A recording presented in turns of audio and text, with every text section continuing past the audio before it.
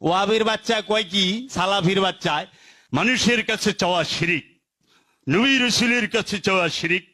ভাইরা আমার, সুবহানাল্লাহ, আলহামদুলিল্লাহ, আল্লাহ বলেছেন তোমরা আমার কাছে চাইবা, মানুষের কাছে চাইবা না, নবী রাসূলের কাছে, ওলির কাছে চাইবা না, আল্লাহর কাছে চাইবা। কিরে ওয়াহাবির বাচ্চা, আল্লাহর কাছে পীরের কাছে চাও না হারাম, আল্লাহর কাছে সরাসরি চাইতে বলতে মানুষের কাছে টাকা চাইতেছস কে? আল্লাহর কাছে চাবি যে আল্লাহ টাকা দাও তোমার ঘর বানামো।